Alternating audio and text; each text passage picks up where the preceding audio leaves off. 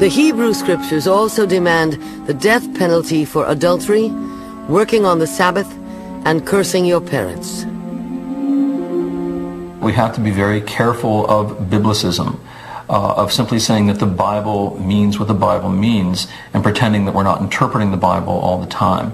We pick and choose passages, and what's crucial is why we pick some passages, why we don't pick others. In the New Testament, though Jesus never mentions homosexuality, Paul is adamant.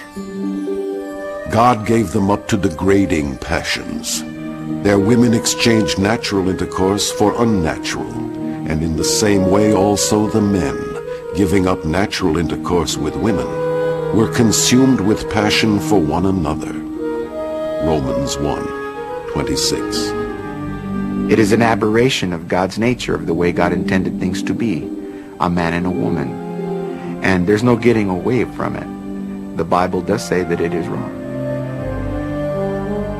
Some scholars propose that Paul was not condemning same-sex relations of mutual consent. Instead, they argue that Paul was opposed to the involuntary domination of one person over another. Despite the controversy over the biblical passages on homosexuality, experts on the Christian message agree on one point. Is violence against homosexuals biblically justified? The answer is unqualifiedly no. It's interesting, you know, two women or two men may love each other in a homosexual relationship, and these can be quite deep, lasting, monogamous relationships. But violence against homosexuals involves hatred, so that the violence is worse than the homosexuality. Violence against homosexuals is totally without excuse and stands under the wrath of God. When we come back, hundreds of years after the Bible was written, one man changed forever the church's attitudes about sex.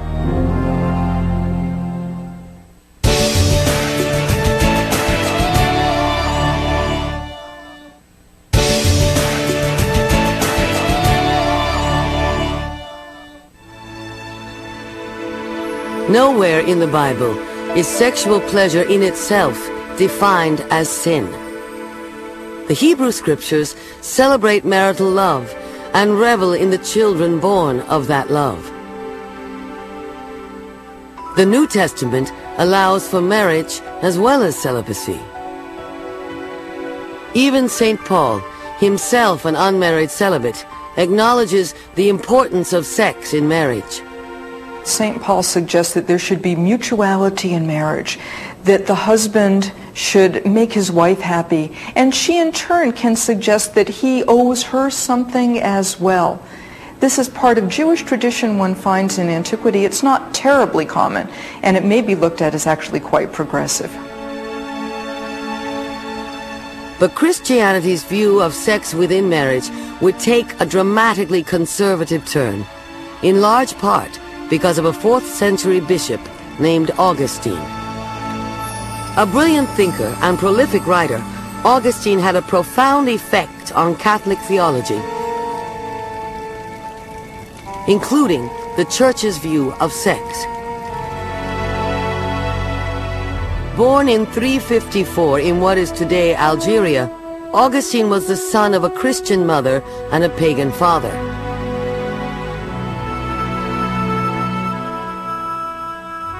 Though he was brought up as a Christian, he rejected the faith of his childhood when he left home for school as a young man.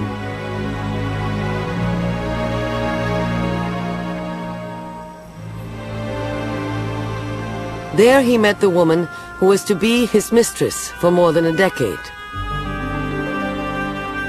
They loved one another deeply and found great pleasure in each other's arms.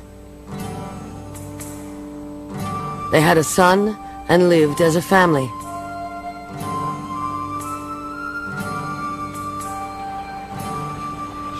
As Augustine continued his intellectual search for truth, he became deeply influenced by philosophies flourishing at that time.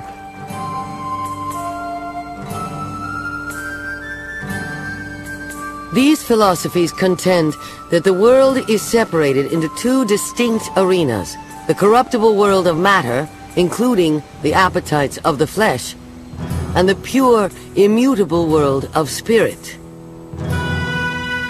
By the time of the New Testament, we've introduced philosophical ideas from the Greco-Roman world, and here the mind and body are separate, with the mind being trapped in a wicked, flawed, sinful flesh.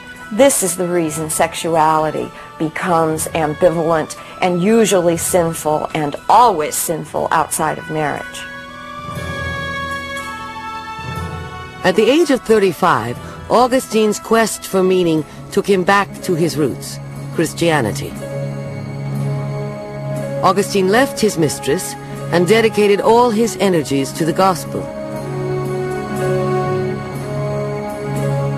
Though he had never lived a life of carnal excess, now he turned his back on all things sexual. His decision to become celibate still affects the Western world today. He wrote of his conversion. It was as though my heart was filled with a light of confidence, and all the shadows of my doubt were swept away. For you converted me in such a way that I no longer sought a wife, nor any other worldly hope. St. Augustine, Confessions 8:12. His newly adopted chastity became an important theme for Augustine. He still believed in a dualism that separated spirit from body, and he longed for peace in both realms. But against this longing, his carnal impulses continued to stir within him. He struggled to understand why he could not suppress his own sexual drives. If our minds cannot control our bodies, there must be something wrong with us. We must be in a state which is no longer perfect. Sexuality is a sign of our own living in sin or sinful birth. Augustine looked to the Bible for answers and found them in the paradise called Eden, where Adam and Eve lived free of sin. And the man and his wife were both naked and were not ashamed. Genesis 2:25.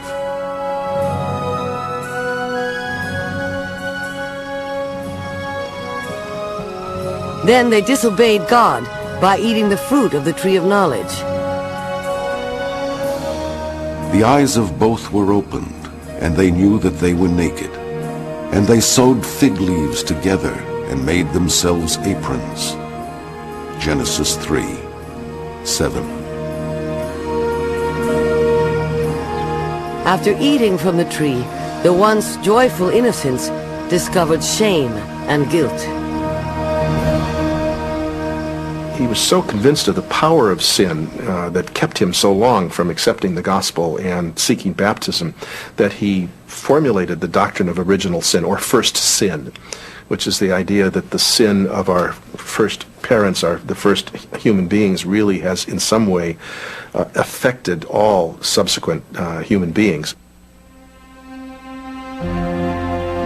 Augustine developed a deeply pessimistic view of the human sex drive. He declared the pleasure of sex was the very mark of human sin. The only possible justification for physical intimacy was the creation of new life. If there was any other way to have children, then every act of sexual intercourse would quite obviously be a surrender to lust, and hence a bad use of this evil. St. Augustine, Against Julian, 5:46.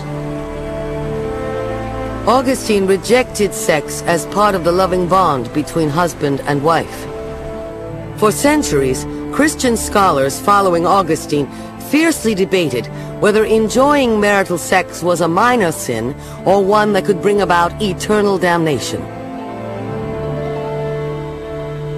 Augustine's opinions about sex were just a small part of his teachings. But he was a brilliant theologian, and the entire body of his writings was to have a lasting impact on Christianity. It's regrettable that Augustine's influence and his negative appraisal of sexuality based on his own struggles to be chaste has so impacted negatively the Christian tradition. Scholars point out that some of Augustine's teachings are grounded in classical philosophy rather than biblical tradition. There is no dualism as such in the scriptures. As I say, we're always psychophysical wholes. You cannot separate the spiritual from the bodily. They are both involved in everything we do. So anything having to do with the body becomes evil in Hellenistic thinking. And so, you know, the sexual relation becomes an evil thing then. But this is not the understanding of the scriptures. I don't think it's correct, or biblical for that matter, to talk about sex as being essentially sinful. Sex is a gift of God that is used certainly for procreation. It is used to unite a committed monogamous couple in marriage, so that sex is not inherently sinful by any stretch. Praise God for that.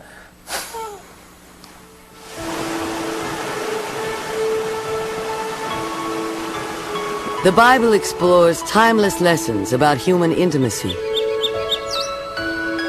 That the nature of love has not changed since the dawn of history.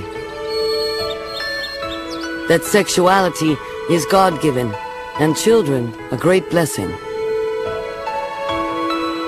That sex can be brutalized and misused.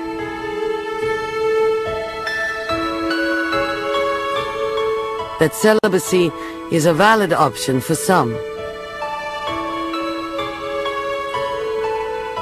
And that our sexuality is a key to our humanity. The very first statement that God makes about human nature in the Bible is, it is not good for a human being to be alone. The gift that God gives us, the greatest gift, in order to ensure that we are not alone, is the companionship of another human being whom we can embrace not only intellectually and spiritually, but physically. And I think that sex ultimately was part of God's antidote to the great human problem, so that we will no longer be alone. I am my beloved's, and his desire is for me. Come, my beloved, let us go out early to the vineyards, to see if the vines have budded. There I will give you my love. Song of Songs 7:10.